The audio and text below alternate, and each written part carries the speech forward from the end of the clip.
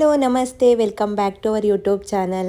ಇವತ್ತಿನ ವಿಡಿಯೋದಲ್ಲಿ ನಿಮ್ಮ ಜೊತೆ ಒಂದು ರೆಸಿಪಿನ ಶೇರ್ ಮಾಡ್ತಾ ಇದ್ದೀನಿ. ಈ ರೆಸಿಪಿ ಜೊತೆ ಒಮ್ಮೊಮ್ಮೆ ಏನಾಗುತ್ತೆ, ಕಿಚನ್ಗೆ ಬಂದಾಗ ಎನಿ ಟೈಮ್ ಕಿಚನ್ನಲ್ಲಿ ಅಡುಗೆ ಮಾಡಿದ ಬೆಳಿಗ್ಗೆ ಬ್ರೇಕ್ಫಾಸ್ಟ್ ಎಲ್ಲ ಆದಮೇಲೆ ಮತ್ತೆ ಅಡುಗೆ ಮಾಡೋದು ಬೇಜಾರು ಅನಿಸ್ಬಿಡತ್ತೆ.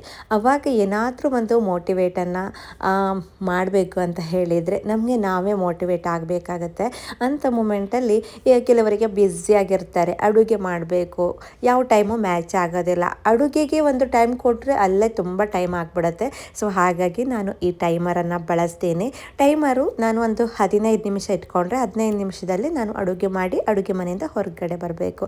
ಆ ರೀತಿ ನನಗೆ ನಾನು ಮೋಟಿವೇಟ್ ಮಾಡ್ಕೊಳ್ತೀನಿ. ಸೊ ಹಾಗಾಗಿ ಇವತ್ತು ನಾನು 15 ನಿಮಿಷ ಬಳಸಿ ನಿಮ್ಮ ಜೊತೆ ಒಂದು ಮಶ್ರೂಮ್ ಬಿರಿಯಾನಿಯನ್ನು ಶೇರ್ ಮಾಡ್ತಾ ಇದ್ದೀನಿ.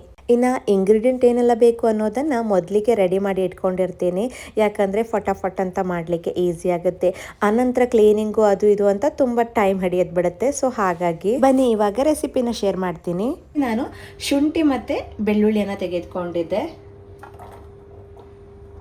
ಖಾರಕ್ಕೆ ನಾನಿಲ್ಲಿ ಎರಡು ಹಸಿಮೆಣಸನ್ನು ಹಾಕ್ತಾ ಇದ್ದೀನಿ. ಜೊತೆಗೆ ಒಂದು ಈರುಳ್ಳಿ, ಹಾಗೆ ಇಲ್ಲಿ ಸ್ವಲ್ಪ ಒಂದು ಹಿಡಿಯಾಗುವಷ್ಟು ಪುದೀನ ಸೊಪ್ಪು, ಹಾಗೆ ಒಂದು ಹಿಡಿಯಾಗುವಷ್ಟು ಕೊತ್ತಂಬರಿ ಸೊಪ್ಪನ್ನು ತೆಗೆದುಕೊಂಡಿದ್ದೀನಿ. ಸೊ ಇವಾಗ ಇದನ್ನು ಗ್ರೈಂಡ್ ಮಾಡ್ಕೊಳ್ತೀನಿ.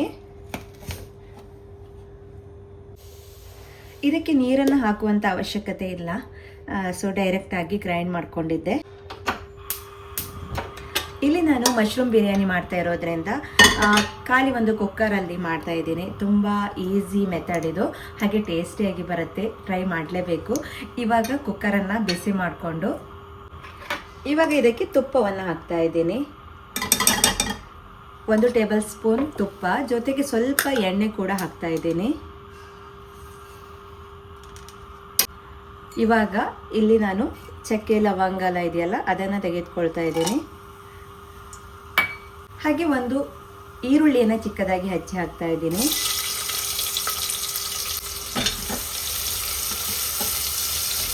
ಜೊತೆಗೆ ಒಂದು ಟೊಮೆಟೊ ಹಣ್ಣನ್ನು ಕೂಡ ಚಿಕ್ಕದಾಗಿ ಹಚ್ಚಿ ಹಾಕ್ತಾ ಇದ್ದೀನಿ.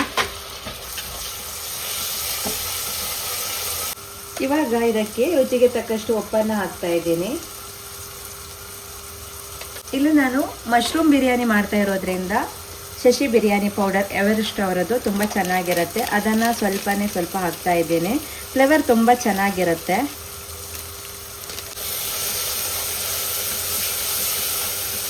ಇನ್ನು ಬಿರಿಯಾನಿಗೆ ಕಸೂರಿ ಮೇಥಿ ಹಾಕಿದರೆ ತುಂಬ ಚೆನ್ನಾಗಿರುತ್ತೆ. ಸೊ ಇವಾಗ ಕಸೂರಿ ಮೇಥಿ ಹಾಕ್ತಾ ಇದ್ದೀನಿ. ಸ್ವಲ್ಪ ಫ್ರೈ ಆಗ್ತಿದ್ದಾಗೆ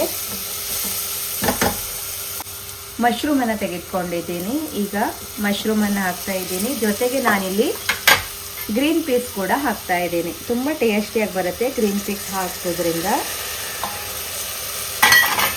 ಒಮ್ಮೆಲೆ ಇದನ್ನು ಮಿಕ್ಸ್ ಮಾಡಿಕೊಂಡು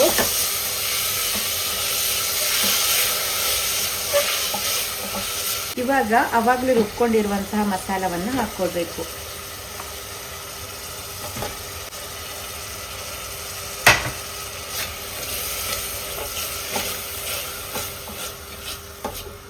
ಇವಾಗ ಒಂದು ಗ್ರೇವಿ ರೆಡಿ ಆಗುತ್ತೆ.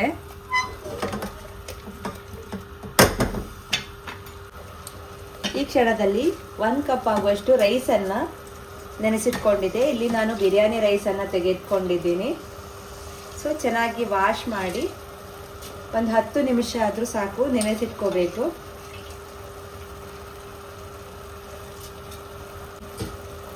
ಒಮ್ಮೆಲೆ ಇದನ್ನು ಮಿಕ್ಸ್ ಮಾಡ್ಕೊಳ್ತೀನಿ.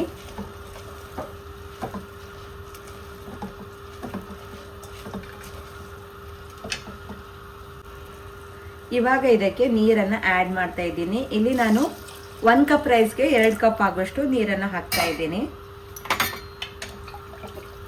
ಇವಾಗ ಉಪ್ಪನ್ನು ನೋಡ್ಕೋಬೇಕು.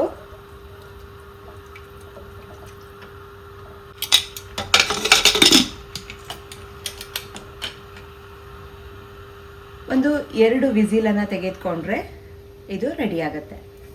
ಸೊ 10 ನಿಮಿಷದಲ್ಲಿ ಇದನ್ನು ರೆಡಿ ಮಾಡ್ಕೋಬಹುದು. ಸೊ 5 ಮಿನಿಟಲ್ಲಿ ಇದು ರೆಡಿ ಆಗಿಬಿಡುತ್ತೆ.